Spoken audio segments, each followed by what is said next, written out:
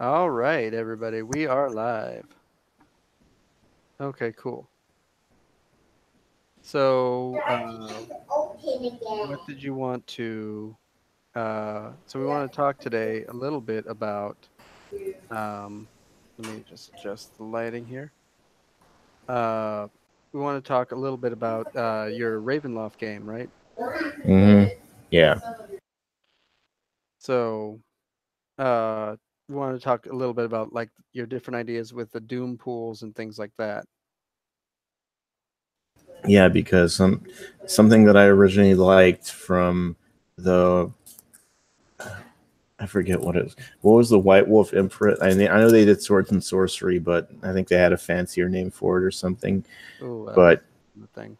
what they had, I liked what they did with it, even though I know that there's been some, like I think the Tracy Hickman and the original creator, they weren't as cool with how Ravenloft went. I think in both, you know, the white wolfing of it, but also in the Advanced Dungeons and Dragons setting. I think that they always kind of had the idea that it was supposed to only be Strahd and maybe a few other dreadlords, and not just dozens of different dreadlords. And I kind of thought, oh, that's kind of lame. But as we've kind of gone more into playing it and stuff, it's I've kind of come to accept that you don't need a dreadlord for every single game. I mean, if you want to run your own thing, and it's fine with what you have. You're given everything there. It just takes you don't need official stuff to work with it. And the Pathfinder book that came out, that's the one that was also kind of showed me, hey, it can be cool. So I'm gonna probably be converting a lot of stuff like that. Just that I'll probably get up and get the book when Yeah. I'm doing that. So let But me uh So let me open up a few documents here that I got. Let's see. Where's the other one? Oh, it's this is a 3.5 one. Let me go back to the I think it's actually under is it under here? No. Or was it it's probably under setting. Yeah, here we go.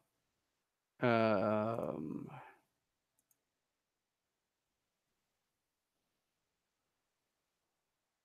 so this was the original campaign setting book right here. Uh that's not that one. Maybe it was this one. What's number 2? Domains and denizens. Let's see. There's a map. One, which is the one that's got. There's one that's got a map. Hang on one second. Oh, this is thrilling. Here we go. Yeah, it's all of these ones that don't. That I guess you were supposed to print out all together. mm-hmm. And this is the yeah, this is the DM screen. Let's Mm-hmm. see.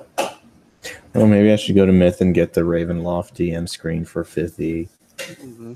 I think they have it, but I'm not sure. Yeah. But anyways, yeah, all of these different yeah, look at all these things.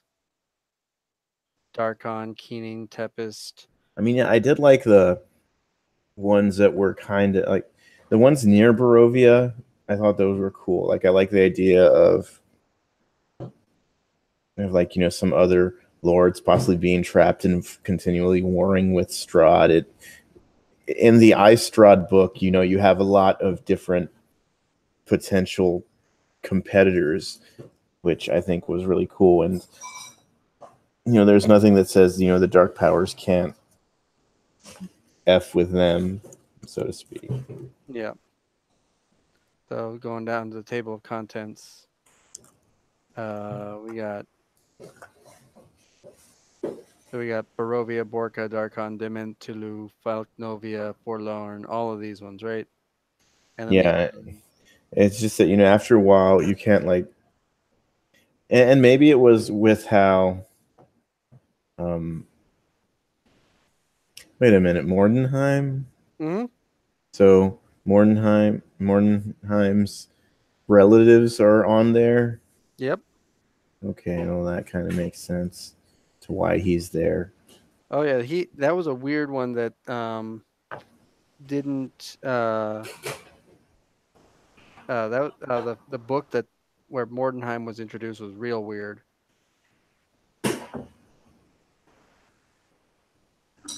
Uh, that was a weird one.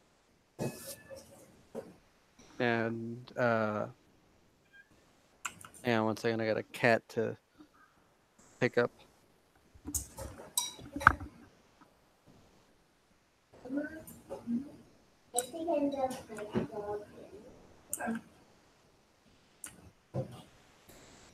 We have some good fun. We can play something else.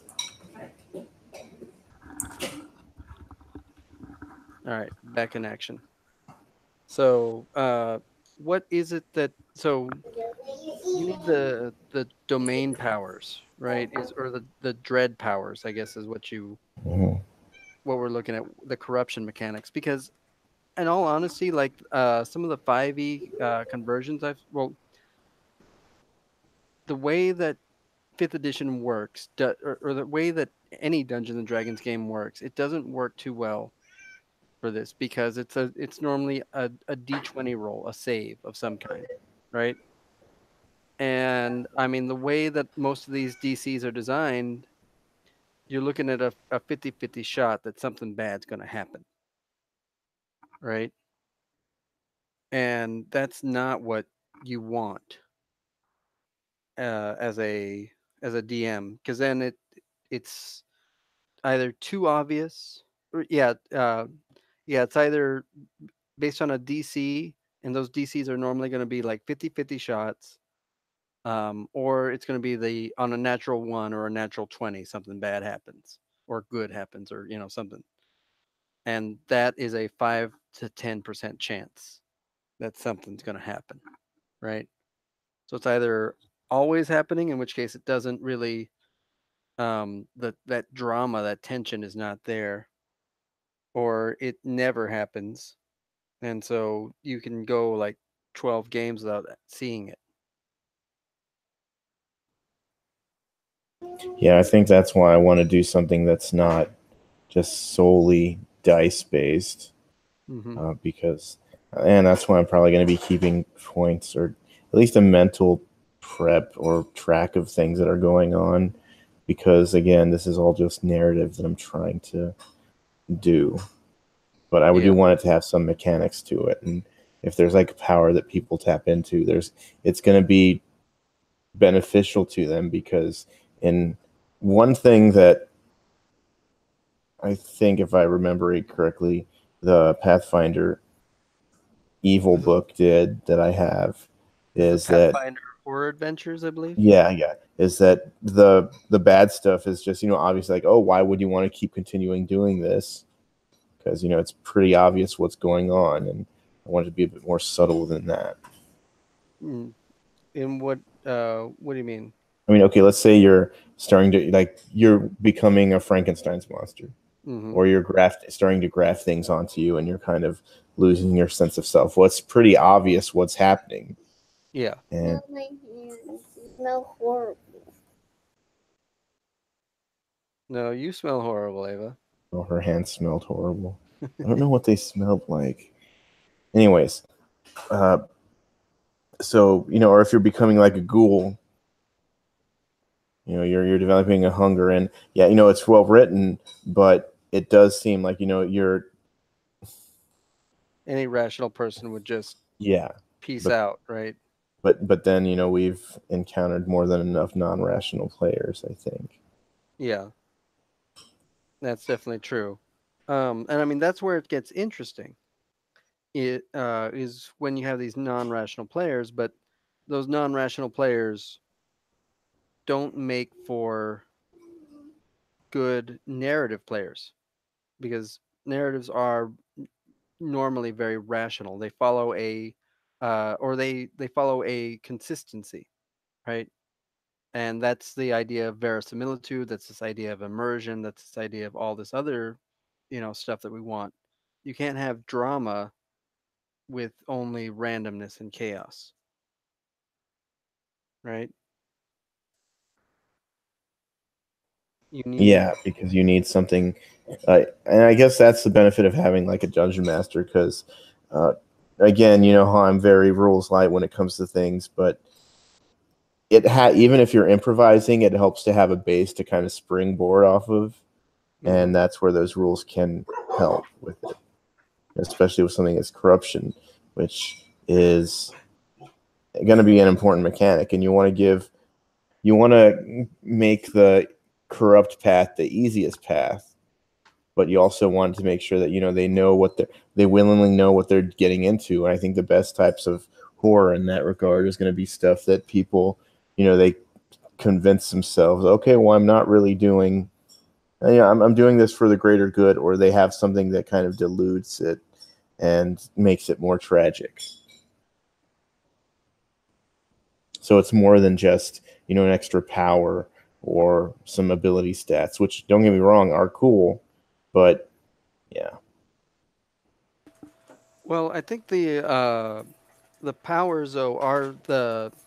I mean, that's how you make the trade off because it's still a game, and I tend to look at these things from a mechanics first point of view because I mean, if all we're doing is we're just telling stories about like how people get corrupted, I mean, then we could just tell stories, um, and that's how Frankenstein was created. Let's remember, a bunch of people just sitting around saying let's write a ghost story, and Mary Shelley wrote that one, and then what's his name was angry about. I think it was what Polidori was angry about.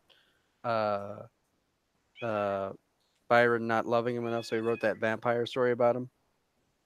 Uh, and so Uh, that's how we get a lot of good fiction is by people sitting around and saying, "Oh yeah, let's tell some stories." But we're also playing a game, and games can definitely have emotional appeal. Uh, there's a lot to be said about that, but we want to have some sort of mechanic because otherwise people tend to get bored of the game, you know? Yeah, because yeah, and it's just like with like in Vampire, you get a discipline and that's cool, and you want to do with it what you will, but again, you have to always have some kind of purpose for it, and yeah, so in Ravenloft, at least my version of it, uh, again, Strahd's dead, and I always like putting my own spin on the books that come out. Save for Death House, which I ran a condensed version of, kind of sticking to it, but instead of the monster that was at the end, the I forget what it was, like that's there in the text. I The just had Shambling Mound. the Shambling Mound. I just put a demon in it because I think that's one issue I had with Death House, which is a really good introductory adventure, but all this creepy weird stuff is happening. Oh, and then there's just like a living evil plant, which it's it's not even an intelligent one. It's just and they're all treating it like it's something special, and it's not. So, and the only thing that makes it scary is again the stats, which it's that whole if you're a king, you shouldn't have to say you're the king. Well, if you're scary, you shouldn't say, "Oh, I'm scary because I can kill you" or whatever. But could be wrong. I mean, it's not saying it's scary. It actually, I mean, and you were scared of it when I threw it at you. I mean, Yeah, but then I'm very dramatic, and I guess narrative. Yeah, it was scary, but I think there could have been other things you could put in there for the story purposes, yeah, make it cooler or more coherent. And I'm a big fan of coherence in adventures. yeah, that makes a lot of sense. Um, I mean, that actually that is an interesting question. Now I want to go on D&D Beyond and see CR2 kind of creature. Well, I thought it was CR5 actually. Oh, it's CR5. Okay. Yeah, that one, and that's another thing because if you have like 4 or 5 level 1 dudes who've probably had no time to rest, and sure you're trying to get them up all the way to level 3 with this adventure, but it just seemed really jarring a creature to have. Mm-hmm. So it was pretty. It wasn't bad, but again, it could have been better. And given how good they were doing it, it would have been easy just to put or even create a new monster that could have fit that. Well, I mean, I think the reason why is that they didn't want to deal with. They needed it to be mindless because they needed something that could. Because if it had an intellect of its own, why didn't it leave? You know, I mean, you could have done a ghost, I guess, or something Or like even that. like some kind of flesh golem would have worked, and that would have been on brand. Yeah. And the ghost could have been easily like saying, "Oh, we want to put a brain in it. We need your brain." Ooh. Mm-hmm. That would have been cool because who I love flesh golems. They're in Yeah. the top 10 of my favorite monsters. Well, let me see what the flesh golem CR is. I mean, of course, you can always just uh, make it whatever CR you want, but still,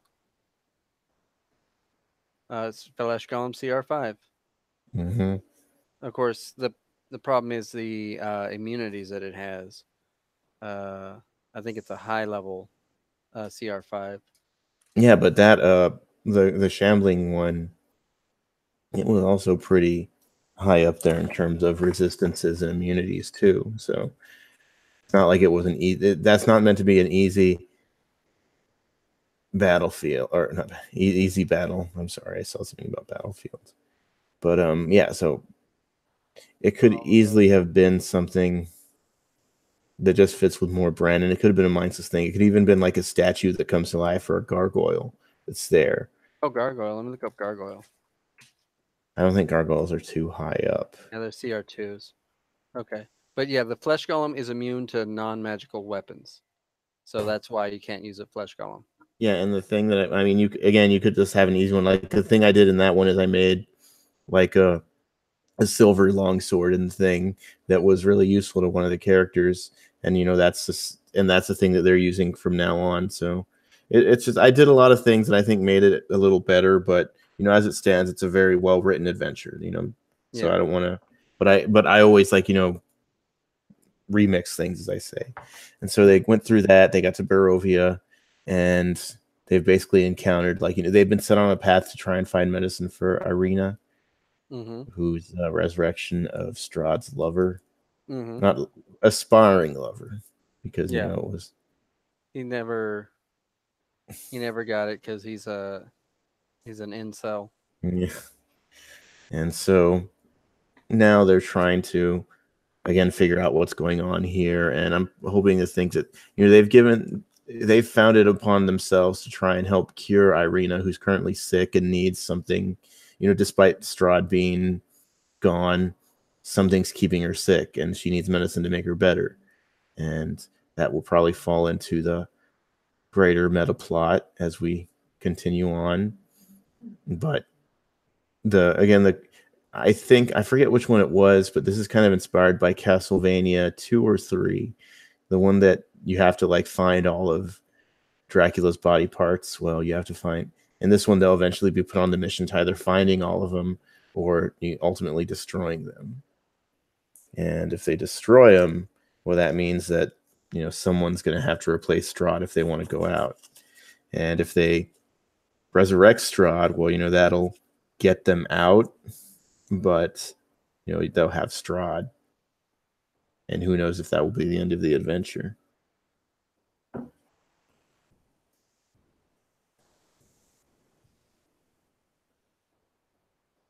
Oh, you're muted. No wonder. I've been talking for a little bit. But yeah, that's an interesting concept. And now, yeah, so we want to get this feeling of dread. Mm-hmm. Um, and so I like the idea of the dread pool myself. The what gets called the doom pool sometimes, where you just you every time they succumb to the corruption, you just make a bigger stack of d20s that you can roll every time, and maybe just like have a tracking sheet, like a party tracking sheet, where you have everybody's doom tool pool, and then Mhm. you just have it sum, and then that's how many extra d20s you get at the beginning of every session. And Yeah, I guess I could always like with the Doom Trooper stuff or Mutant Chronicle stuff, just for you to spend some of those to add a little bit more monsters or whatever. seize the have them get a legendary action of Mhm. they go again, because that would that's game breaking just enough to make it kind of spooky. And I think even though all the players, save for Carissa and I think Bianca played in one session, but then they haven't been able to join us. All of them this is their first game, and I think they're doing pretty well for not having the great understanding of, or the real tactical understanding of the powers and stuff. And at the same time, I think the difficulty is just on that cusp of not being too overwhelming, but just challenging enough. It's that sweet spot. Because, again, another favorite monster in my list is the Varghouls, the flying Oh head yeah, vampire thing, which aren't those vampires, they are but vampires. they are, yeah. They're and Uh, I had what they did is that the group went to Van Richten's tower, and after kind of like getting through a little puzzle, which I just randomly figured out, made real simple, that they were able to break through. They get in, and I think I have a good justification as to why it would need PCs to get through that puzzle than NPCs. Because in the game, well, in Ravenloft, which I think is always cool, that I don't know if the book played it up well enough or not, because I've not read through the whole thing, but you had a lot of the denizens of Barovia being soulless, right? And the only souls that are there are probably, I would think, ultimately the adventurers and people who died and are getting recycled into that. And so the reason why puzzles would work to keeping those soulless out is because the soulless would probably be unable to kind of they would probably lack that logic. It's like a mystical version of a captcha, which I think is kind of cool. And so the players go through it, and they inadvertently open that lock that was protecting people, the bad guys, from getting in, and boom, Varghouls fly in, who are kind of casing out the place, and they attack Esmeralda, the Vistani, who is helping Van Richten. And now they're gonna when we get back to that, they're gonna have a chance to, because they had gone to the tower to get medicine for Irina, but they're gonna have a choice as to, that's basically their own fault now, because guess who's also gonna need medicine for stuff? yeah. Because of what they did. And so, but I also have another way that will possibly make Esmeralda a potential Dreadlord candidate, or maybe a red herring, I don't know. And that's because she already has like the metal leg. Yeah. Well, the Varghouls, what do you do when something tries to come at you, bro? What do you put up? Your hand. Yeah, and she was just like resting, recovering from this great battle. And so the Varghouls probably ripped and tore off her and gnarled her root. So one thing that she might do is she's going to probably in the tower, there's possession of one of the pieces of Strahd, which they were able to take, and that's Strahd's hand. And so she might put that on. Why would she put it on though? All right, this is where I need to help fill in holes. Okay, one, let's say you got everything that you ever wanted, Chris, in your adventure. Your the great antagonist of your story has been defeated. I'm with you. And nothing changes. Nothing gets better.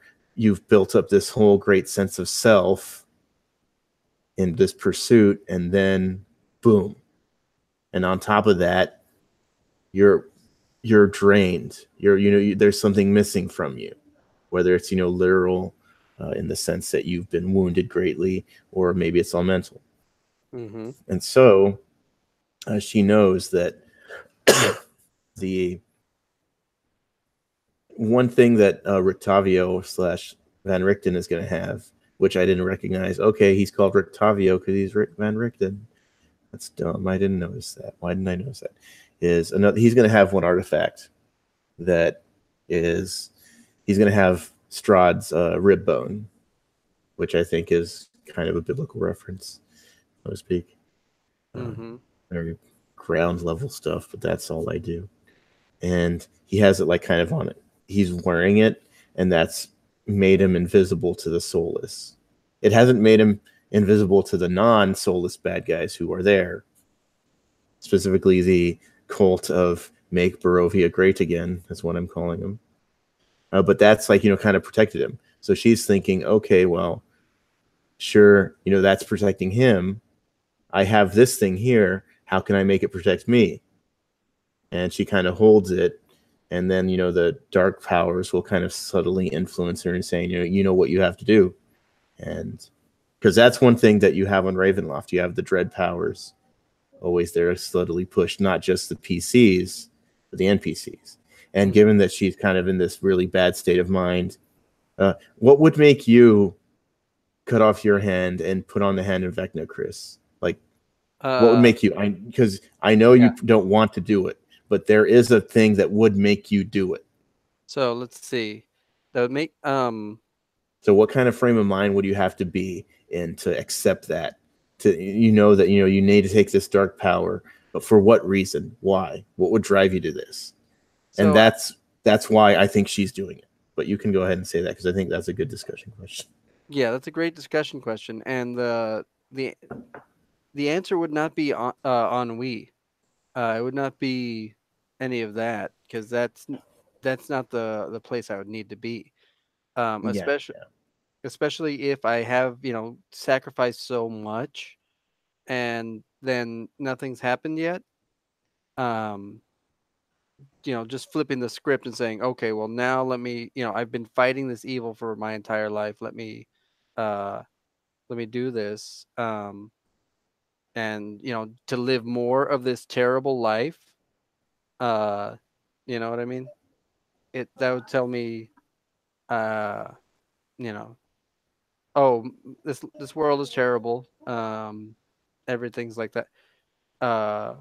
You know, this my hero is also, yeah. Why is Van? So we need to go back into why Rictavio is doing that too.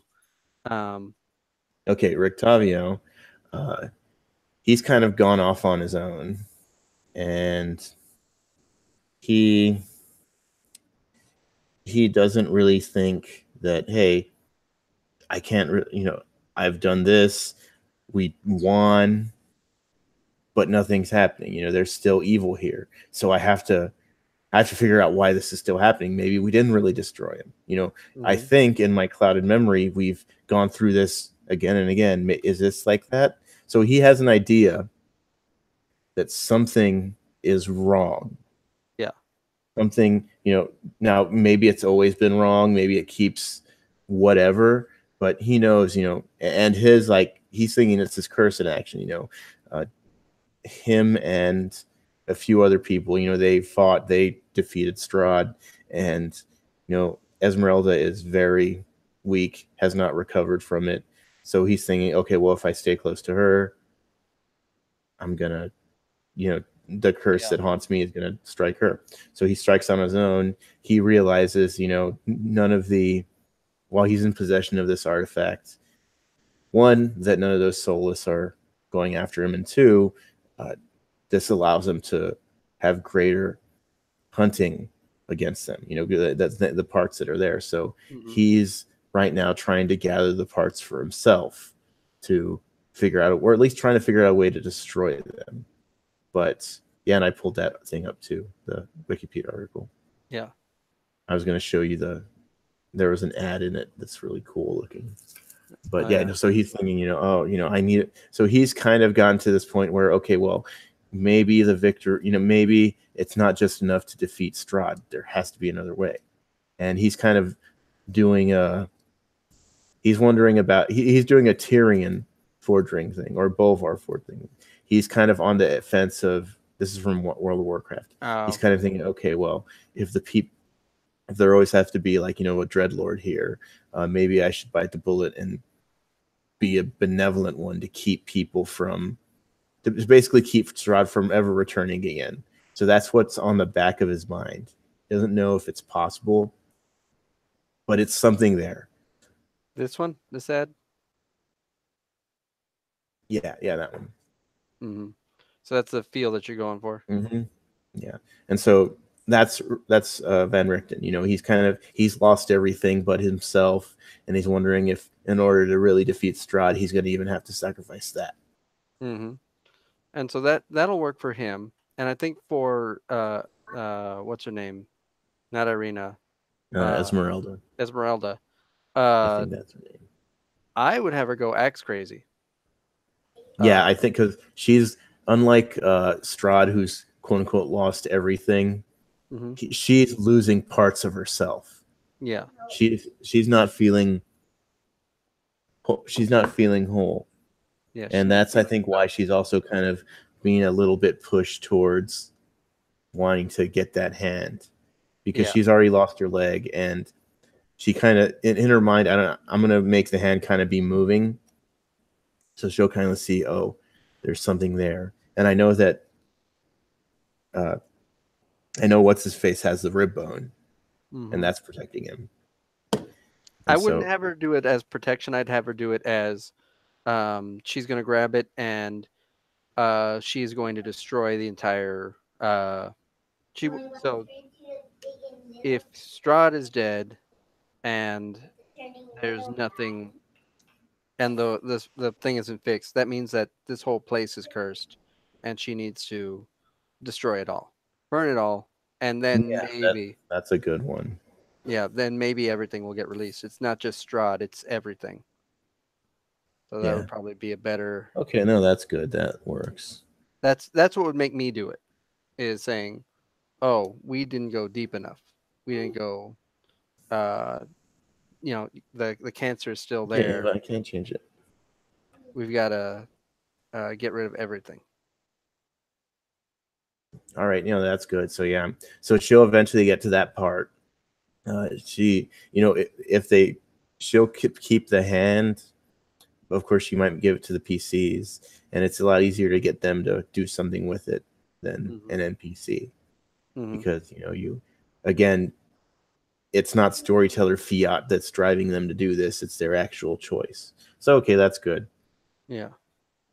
Now I did have a few other ideas for the things, for the different parts of Strahd, which are going to fit into corruption. One thing that's obvious is his skull is in the possession of the Dusk Elf Chamberlain, like Rahadin or something.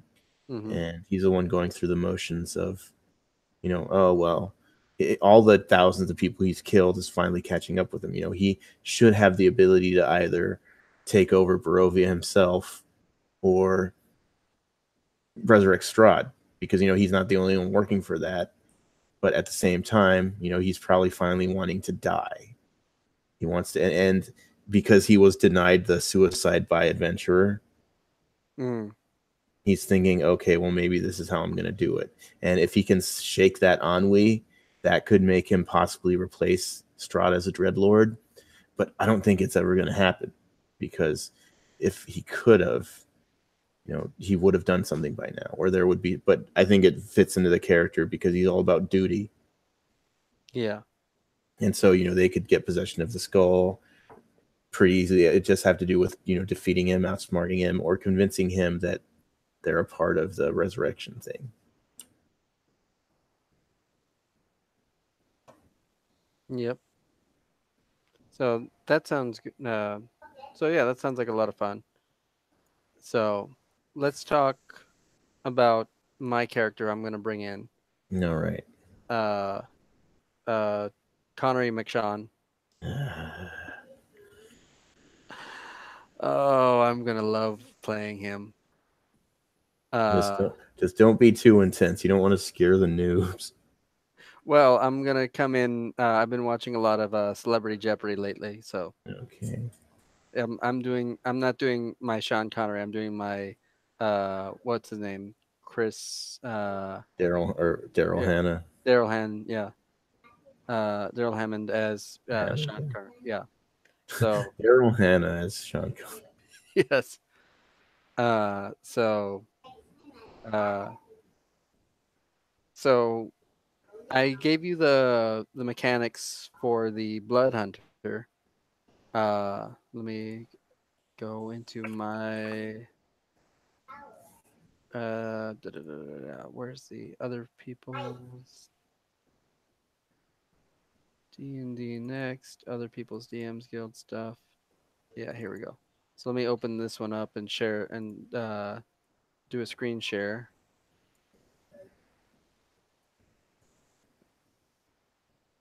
So this is the one from Critical Role, right?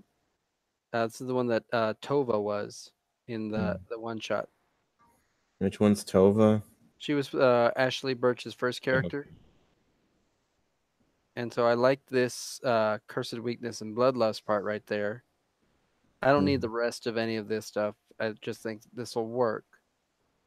Now, this will work for the purposes of the game, but I don't think it does what you want it to, which is to have that fear there, right? Mm-hmm. So, would you rather me do have that impending doom? That like where we do the thing that Rob Donahue was talking about on his blog about that increasing uh, that increasing sense of doom right there. Well, I have a few ideas. All right.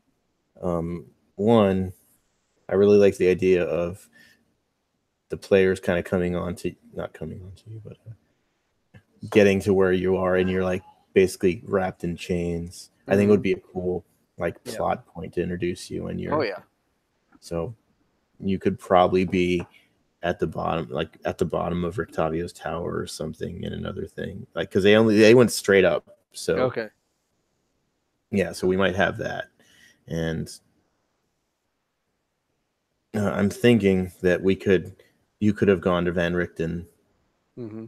to have something to keep your thing in check.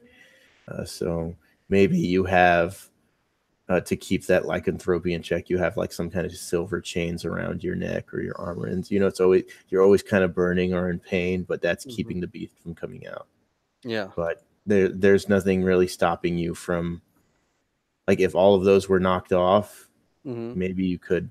So it's like a tracker thing, or you could like take them off yourself, turn into a werewolf, and go ham if need be. But if you do that, you're not controlled by you. You're controlled by me. And as Yeah. usual, there's the dread powers always kind of whispering, now is the time you have to do it. Because the dread powers aren't just like, tempting you with corruption. I think their temptation is always within the character or as effective as it can be. So maybe it's not, again, some evil message trying to tell you to unleash the beast, but something that's saying for the greater good, do it. It's now or never. I don't know. Yeah. I mean, I don't personally like that That's though. fine. Just because it's not going to be for the greater good. Yeah. Like But do you like the thing about having to wear silver chains? no, not. It can just be psychosomatic or not. It can just be something that Van Richten did. I just like the idea Oh, of I you. mean, I like the idea of them finding me in chains. Don't get me wrong, Mhm.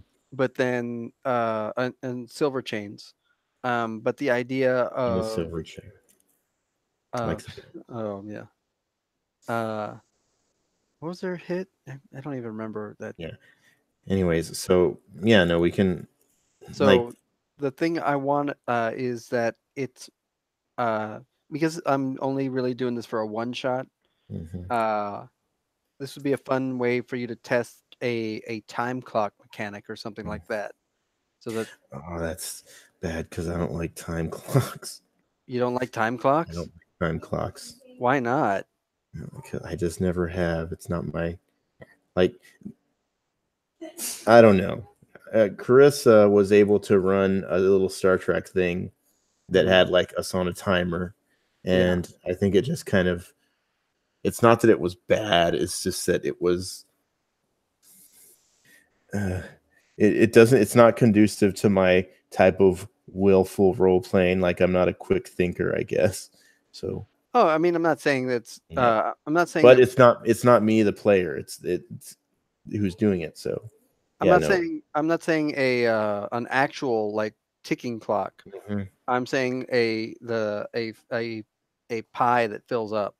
All right, no, that's fine. That's I can That get behind that. like it's the dread tower. It's the Hmm. the Jenga tower that it's always there, and so every time so, every time something happens, uh, and I like that because it's this ascending idea that bad stuff's going to happen, and it's just going to be a matter of time before the badness happens, and that's what I like that Jenga tower, that dread Yeah, mechanic. that's fine.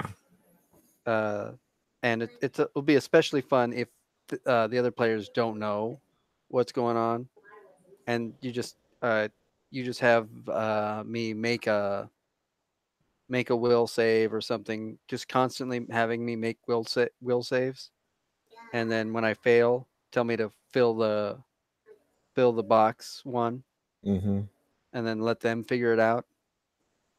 Uh, Okay, yeah, so we'll have like maybe 10 things, and eventually they may have to fight yeah, off a werewolf. yep, the something like that, yeah. Uh, and then it might be one of those things where it'll reset after a while. Hmm. Uh, and I actually prefer it when it does that because then uh, the idea is that now you've bought yourself some breathing room, but it's only going to start filling up again. So that the second time around, it's worse because they know it's coming. Uh, the first time there's this fear of the unknown, but the second time there's the fear of inevitability. Hmm. That'll be a lot of fun. I that's what I would. That's one of the things I would do, and then see if you could then replicate that clock for everybody else. Um, Yeah. or if they start adding on these things, it's only a matter of time before something happens. Or we could have it be, once the clock stops, that's it. That's in. That's game over. Uh, We'll figure something out. I don't want it to be too much of a burden on them because again they're new. I like giving them tastes of the game and yeah. but no, And I think we can figure something out. of course, it also depends on how long you want this thing to go. Because, I mean, that's why I stopped watching Dice Camera Action because it was just going so slow. Um, like it. I mean, they did a lot. Don't get me wrong. Each episode was like action packed, but it took them like 2 years to fight Strahd. Hmm. I forget how long. You know what I mean? Uh, They win. I don't. I thought they did. I don't know. I stopped. But when they were going like uh when they went like 6 sessions without somebody leveling up, I was like, oh man, this game is going to take forever. Yeah. Which I mean, I get because it's it's horror and they're not supposed to you know do all that stuff. But that's what I liked about Critical Role, the first season, was that it really felt like they were going at a breakneck pace, high magic, high fantasy. I like that kind of stuff. but I think that's also why I enjoy like Pathfinder type games and playing Commander and in Magic the Gathering, where you can have these big giant, infinity combos and stuff like that a lot easier than Yeah. in normal games. So that's my preference on that. But yeah, the why was I bringing up dice camera action? Because it was too slow. Yeah, but what was my point about it being too? And maybe you want you like cool stuff happening. And And for this game, that's right. Um, since it is their first game, Mhm. I don't know if you don't want to do it fast, especially since it might implode because it's their first game. Well, they're all friends. Like it's not just a bunch of strangers playing together. So it's been pretty consistent of them being able to get together and stuff. So I don't think we have to fear about that. But at the same time, I want to keep giving them I want to give them enough to where if there is a session that goes a bit slower or is a bit more distressful, that there's they can push through it or they'll want to push through it. Yeah. Uh, the yeah. What's their average age? I don't know. I don't know. I can't remember how old Sam is. I think, how old? I think they're like in their early 20s. So this is 2021.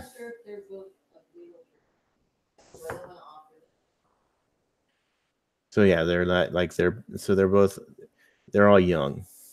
They're about the age where we probably got the chance to really comprehend and get into this kind of stuff. Whereas before we didn't have the time or the groups to play. Yeah. So that's that should be good, I guess. Um, so yeah, that's an interesting question. They are not considered millennials, right? They're Gen Z. Yeah, I think so. Interesting. So that'll be an interesting one to find out how But they. they've all been doing pretty good for the whole thing. Yeah. So we'll see what happens when the newness wears off. Yeah. To see how they feel about they want the long form uh no leveling up, or they want the fast paced stuff. I like the fast paced stuff, but then again, it's because we've had so many games implode that Yeah. I like playing things to completion, Mm-hmm. and I kind of want to rush towards completion, um, because then if we're not satisfied, we start up a new game. It's all the more reason to play again. Um, that's what Mark Rosewater says is the beauty of Magic, uh, is that it's too short for what you want, uh, which is I guess why I like playing Commander. But Yeah. I don't like playing Commander that often because then when you get done with that 3 hour game, you're like, okay, I'm good. I don't need to play that again for a while. But with Magic, when it's 20 minutes, you're like, man, I want to play it again, and that's how they get you. It's like risotto. I can't eat risotto every day, but Hmm. So That's yeah, it's anti-risotto actually. It's more like um, it's the it's the single serving sizes that are there to encourage you to eat more than one serving. You get the little popsicle, and then next thing you know, you're done with it, and you're like, I could have another one. It was just one, and then you finish the whole box, and then you hate yourself.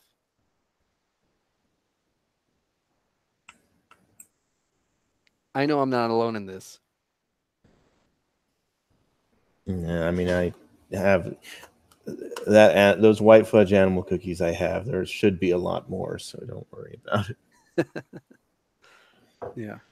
But yeah, so to surmise this, you're going to be a werewolf. Mm-hmm. And I think I'm going to not spoil that. I'm not going to hide that from the group. I want you to kind of tell them, put all the cards on the table, and they're going to be pressed for allies because the dungeon I have not plotted out yet. I was probably going to do that eventually, maybe a little bit today, a little bit tomorrow, and because until the game, it's Yeah. going to be the Pathfinder one. Okay, cool. Because I just want to. Yeah. And I think the general conceit is that's where they're going to go to meet Van Richten. Mm-hmm. Because he would know how to create more of his medicine. Yeah. And there's probably going to be 2 cults that are kind of in there. One's going to be the Make Barovia Great Again cult. Okay. And another one is going to be tied to possibly Carissa's character's patron. Which What's Chris's character playing? Or what's Chris? Drow Warlock. Drow Warlock. Okay. Patron of the old one. Okay. So, yeah. So I'm thinking you'll probably find him. Get to the entrance here. So the entrance is over here. I think we go over. I was probably going to do a puzzle with those black parts there. Okay. The graves. Mm-hmm. And I think aren't there like altars, like several there's like the place with the altars and the place with the pond or the well. So that's going to be where the 2 different cults are. Over here, this one. Yeah, right And here, then, and then the one. So that'll be where one is with the statues and the altar. Okay. And the other ones are going to be on the other side. I'm thinking you could either put me here because this is a pretty interesting one. I'll probably put you a little earlier than that. So. All right. Put me in the centipede room over here. Yeah, that was probably a good place to put you. Okay.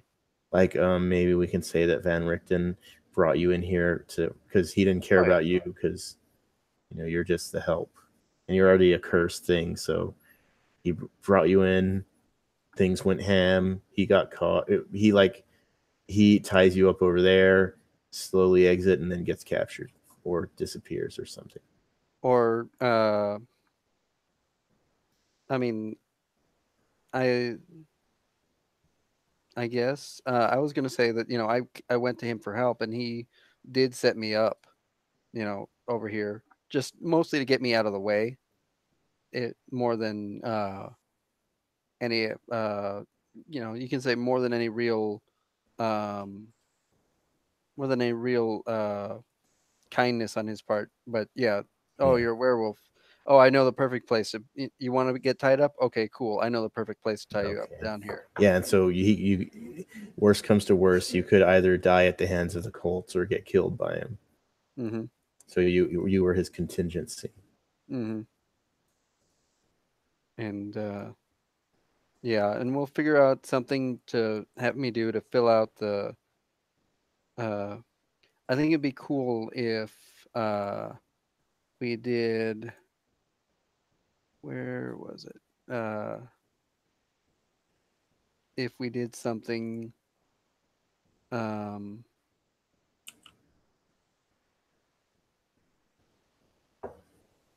like we take this symbol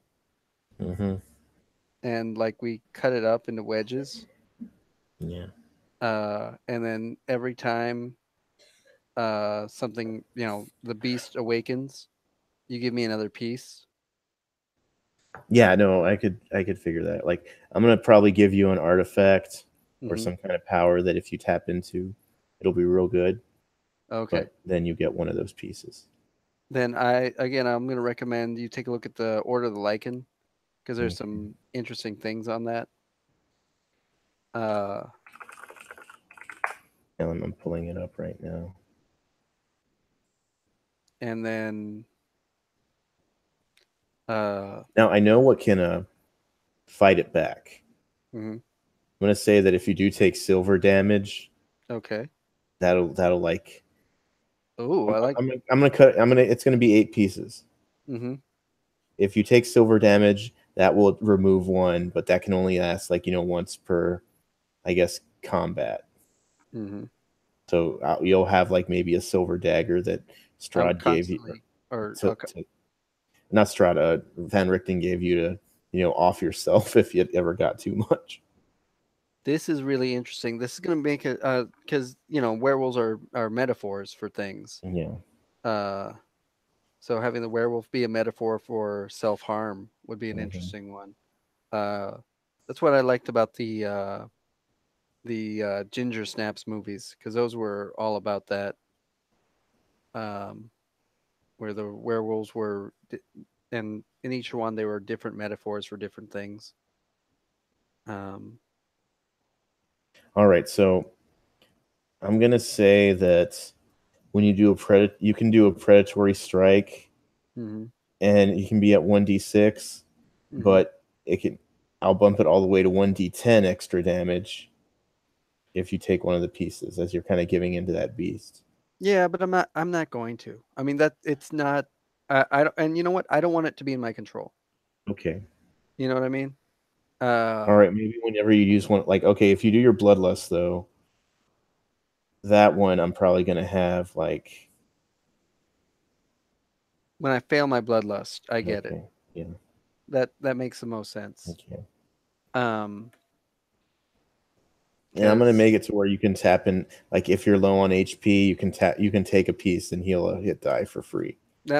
that I might do. So Yeah. or I might also make you be able to heal other people or something. I don't know. See. So yeah, I on this one, to give that horror feel, don't have me resist it. Don't have me choose to do it. You know what I mean? Because Mm-hmm. that's what horror is not being in control. Um, and I was gonna say that I was gonna have like a wolfsbane elixir or something like that. That if so long as I take my medicine, I'm gonna be all right. And I gotta take it regularly though, and maybe it'll do like a certain amount of damage or something each time I do it. Mm-hmm. And so that's the clock I've got to compete with. Is you know, can I afford to take it, or can I afford to let the wolf slowly gain control? So uh that might also work too. Like I got this wolfbane poison that does like a D4 1d4 damage. Yeah, like, but I'm gonna make it to where you can only like I'm gonna give you a limited amount of those. So Yeah, like doing the damaging yourself with silver, that'll take away 1, but you only get that once for the whole session. yeah, Taking Wolf's Bane damage, that'll do that. yeah. Um, And then I'm trying to remember more like Werewolf the Forsaken and Apocalypse stuff, because I think that would be a cool little thing to throw on. yeah. And I mean, I think it would be a lot of fun if you don't tell them what I am immediately, Mm-hmm. but we just lay it on real thick. We say that, Okay. he's got a hangdog look. He's gonna be Okay. Well, walking. you're gonna have to do that because Oh yeah, I'm gonna do it. Yeah, I you're refuse. well, you're GMing too, so you're gonna be too busy. But I'm gonna say he's got a hangdog look. He's gonna follow after them doggedly. He's gonna growl everything he's gonna say. Uh, he's going to smile at them wolfishly. Uh, and I'll do that for a few, about 15 minutes or so, and then wait till somebody asks. I'm sure Carissa will ask immediately, and as soon as they ask, I'll just be like, "Yeah, he's a werewolf." Uh, you don't know, but yeah, he's totally a werewolf in character. And I printed out the thing, so I'm gonna like tape the back of it, and I Hmm. should have printed it on like cardboard. I'll figure something out, and then I'm gonna give you like the pieces one by one, and then when that happens, Yeah, that'll be fun. yeah. I like this idea, and then you can ask them, the other players, like, is this something you'd like to do? Is this something you trade power? Or, would you trade agency for some of these powers or something like Hmm. that? And they say yes, then you got that mechanic there. Hmm. Um, And I'd say we can also test out the dread pool. So you start stacking up your d20s and say which one of these did you like more? So we can Mhm. kind of workshop it and be like, which one of these made you feel anxious, and which ones made you feel all right, and say just be like, we're just gonna play test some things this game. Uh, if you like them, you like them. If you don't, you don't. S- you know, this is Ravenloft is supposed to have this feeling of dread, and I want to do some more things that will enhance it. Um, you could do the 10 candles thing, where you give them a bunch of candles, and then when they need to get out of jail. Ooh, or maybe I'll do the 3 candle thing that I did Hmm. for vampire. Yeah. Uh, I don't think I. How did you phrase that one? Mm. So I said if there was something that was like I had the 3 candles going in the candelabra, Hmm. and I was like, okay, well, if something happened, if you want something to automatically happen, or if something Yeah. bad's happening, you can avoid fate by blowing one of these out, and that's Yeah. okay. But if they all get blown out, something bad's going to happen. But they're Yeah. also melting, so something's bad going to happen when they all melt too. So do they want to take advantage of it, or do they want to, Yeah. just wait? Because I hadn't decided what was going to happen.